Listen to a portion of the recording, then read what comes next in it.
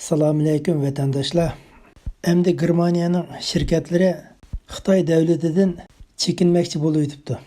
Janubiy Germaniya gazetining xabar qilishicha, Xitoy hukumatı Uyg'urlarning inson haq huquqini og'ir dafsanda qilganligi uchun Germaniya davlatining yangi savdo ta'minlash qonuniga asosan qisqa vaqt ichida atalmish Xinjiangdagi savdo mulozimat ishlarini to'xtatdi ekan.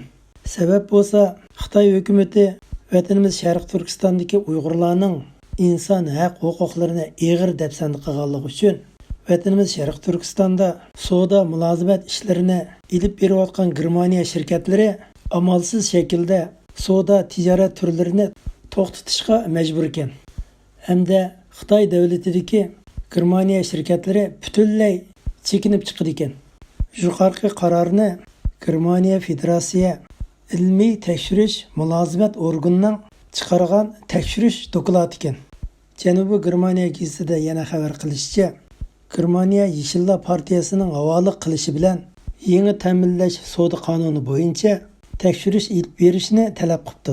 Bu yerda deb qo'ydig'imiz, Germaniya Yeshillar partiyasining ovoz soni hozir bag'ansiri o'rlab yetibdi. Aytishlar qaraganda, Germaniyada ilib borilgan saylamda Yeshillar partiyasi ustun o'ringa chiqdi ekan. Agar yangi savdo ta'minlash qonuni ma'qullansa, ya'ni Uyg'urlarni majburiy emgakka solgan masalasi o'tirib qo'yilsa, vatanimiz Sharq Turkistonda savdo mulozimat ilib berayotgan Germaniya shirkatlari chekinib chiqish majburiyati bor ekan. Ya'ni Xitoy davlatidanmi butunlay chekinib chiqish majburiyati bor ekan. Agar Germaniya shirkatlari Xitoy davlatidan chekinib chiqmaydi ekan, og'ir jazoga uchraydi ekan.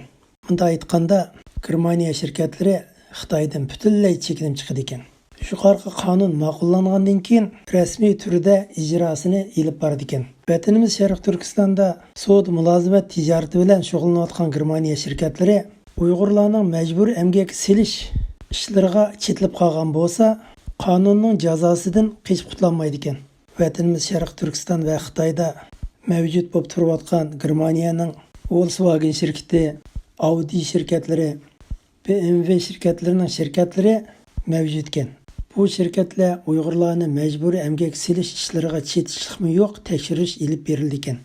Germaniya Yeshillar partiyasining Germaniya Federatsiya kishilik huquq siyosiy ishlariga mas'ul bayonotchisi Bavisining deyishicha, yuqorqi dokladda vatanimiz Sharq Turkiston va Xitoyda mavjud bo'lib turayotgan Germaniyaning shirkatlari o'zlarini butunlay tekshirib chiqishini ta'kidlabdi.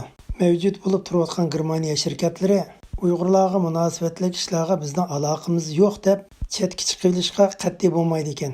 Germaniyaning yangi savdo ta'minlash qonuni 3-oyda yo'lga qo'yilgan bo'lib, ya'ni Birlashgan Davlatlar Tashkilotining korxona shirkat va kishilik huquq prinsiplariga asosan shirkatlar har qanday yerda o'zining savdo munosabatini ilib berayotganda kishilik huquq masalasini asos qilgan shaklda xizmatini davom qilish kerak ekan.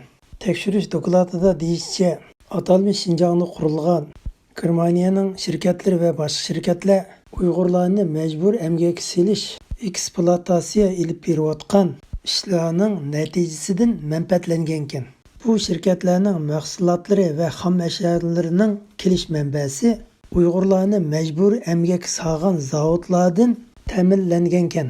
Atalmish Xinjiangda qurilgan Germaniyaning zavodlari va ish bajarish ishxonalari asosan Uyg'urlarni so'lg'an lagerlarga yaqin yerga joylashgan ekan. Tekshirish dokladida yana deyishicha, Adidas, Bosch, BMW, Volkswagen, Siemens qatorliq dongli shirkatlar mavjud ekan.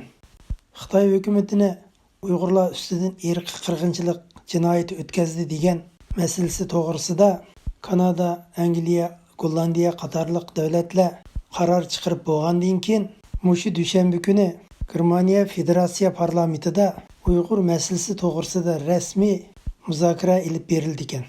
Germaniya Yeshillar partiyasi Germaniya saylamida natijaga erishsa, Uyg'ur masalasiga alohida qaraydigan va Xitoy bilan bo'lgan savdo munosabatda cho'ng o'zgarish yuz berdi ekan. Hammalarning qimmatli vaqtinglar uchun ko'pdan ko'p rahmat.